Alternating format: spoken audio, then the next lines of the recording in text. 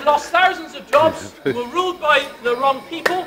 We're ruled by people who actually are the sort of people who may be writing their little notebooks, NFB, normal for Bridgwater, and other insults. So they like to take the credits of belonging to the council and other forums, but actually they don't live here, they don't shop here, sometimes they treat Bridgwater people with contempt, and it's time, to be honest, not being too serious about it, that Bridgwater stood up to be counted. Now, there is one group, and I think it's one group only, that has the potential to lead that fight back, to lead the fight back, not of scores of people, but of thousands of people, and that's Bridgwater Ford. Because, there's a wonderful thing about Bridgwater Ford. There's a few people there who know a little bit about politics, and there's a few people like me who think Bridgwater is actually the most wonderful town in the southwest of England. But what's interesting and important about Bridgwater Ford is that it brings together a whole load of different people who probably wouldn't drink in the same pub and probably certainly wouldn't even vote for the same party in an election. And what's brought them together is an absolute outrage. So we're talking about pensioners, we're talking about trade unionists like myself, I'm a postal worker, we're talking about ex-Sedgemoor District Council employees who have some inside knowledge, we're talking about, of course, swimmers, disabled swimmers, pensioner swimmers, early bird swimmers, all those things. That are we going to get a Children's Trinity? Well, I doubt it, because my own opinion is that if we're lucky, we're going to get a kind of a school pool that the public, if we're lucky, may be able to sneak in 2 hours here or 2 hours there. And we're already told, by, for example, that in the early morning the traffic's going to be too bad for any public swimming anyway. So we've been sold a pup.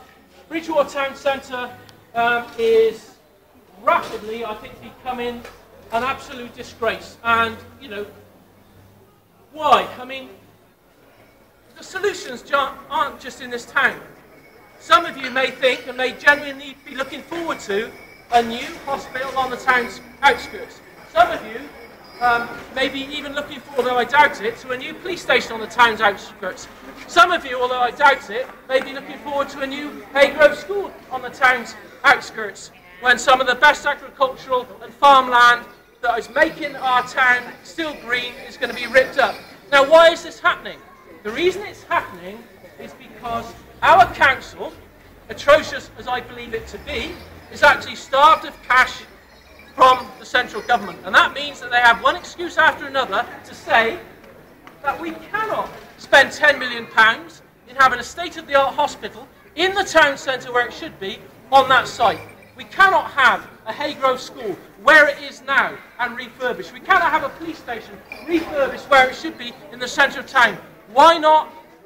Because they haven't got the money. And that may be true or it may not be true. But I'll tell you who has got the money. The multinational firms who go from town to town like wolves, and even in a recession they are cash rich. They have many, many billions of pounds to spend, and they go to a council and they say, we will build you a new hospital. We will build you a new police station. We will build you Bridgwater schools for the future. And I'll tell you what, you commission us to do it, and we will run it. And if we go bankrupt because there's another recession, the taxpayers will have to pay, and we'll buy up some greenfield site, and we'll build it there. And what's in it for them? What's in it for them is a profit of about 10 to 15% a year, which we will pay for because the councils are commissioning it. And every time that happens, a public facility, which 50 years ago was in the town centre, where you could walk here, catch a bus here, and get everything you wanted. Absolutely everything you wanted. To a situation where the four corners of this town, you'll have a police station there, and a hospital there, and a school there, and God knows what else in another corner. And what then happens to the town centre? It is one big charity shop, and one big betting shop. The post office now is gone, and now that's a betting shop. And it's really a place where you wouldn't even feel comfortable to spend during the day. So, I think it's appropriate that I'm having this May Day rant outside perhaps the one remaining half-decent shopping centre in the town. And, I've said my bit about what Bridgwater, what's happened in Bridgwater, and what's gone wrong in Bridgwater. And, can we roll the old days back? Yes, we can roll the old days back. Because 30 people occupied the Splash. 30 people occupied the Splash, and it was in the Sunday papers and the national TV, and if 300 people had occupied it, the Splash would still be there now. So I say, on behalf of Bridgwater Ford, don't trust your politicians, don't trust your district councillors, trust yourselves, be proud of Bridgewater, join Bridgewater Forward, and make this town the sort of place that it should be. And the first thing we have to do is make sure that there is still a chance that a swimming pool can be rebuilt in the town centre, that Tesco don't reoccupy it, because wherever these multinational supermarkets go, it's a bit like a cancer, and it's another foot in the grave. So, you know, I've said my piece on behalf of Bridgewater Forward, and thanks for listening. Who would like to take my place? Yeah.